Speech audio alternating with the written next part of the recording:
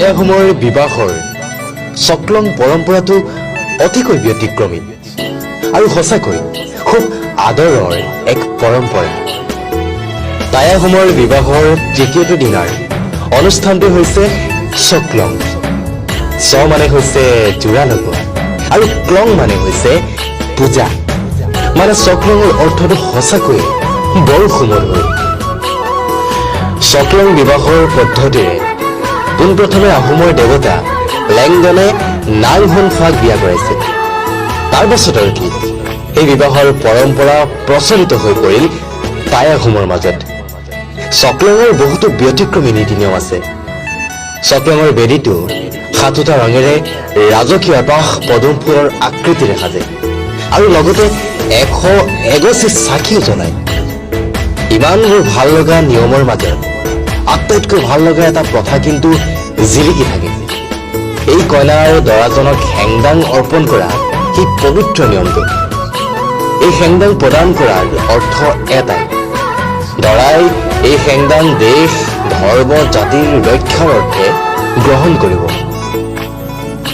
জন্মিং দিয়া এটা পদ্ধতিও চকলঙত অন্তৰ্গত। ইয়াৰ অৰ্থ হৈছে এজনৰ অবিহনে আনজনে কেতিয়াও কোনো কামতে সিদ্ধি লাভ কৰিব নোৱাৰে।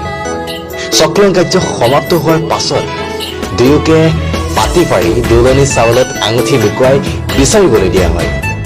ইয়াৰ পাছত কইনাই দৰাৰ মুখত 3বাৰকৈ পঞ্চামৃত্য দিয়ে। তাৰ পাছতে মাক দেউতাকক আঁঠুলৈ খুব টাং কৰি দৰাৰ ঘৰলৈ যাত্ৰা কৰে। এনেকৈ সমাপ্ত ঘটে টাই আহোমৰ বিবাহৰ তৃতীয় দিনৰ চকলং প্ৰথা। চকলঙৰ প্ৰতি সঁচাকৈ বৰ দুৰ্বলতা, কাৰণ এই বিবাহ পদ্ধতি আন 10তকৈ সঁচাই ব্যতিক্ৰম আৰু মনোৰম। ইয়াৰ প্ৰতিটো নীতি নিয়মৰ মাজত সম্পৰ্কৰ পবিত্ৰতা, জাতিৰ স্বকীয়তা আৰু টাই আহোমৰ স্বাভিমান উজ্জ্বলি থাকে।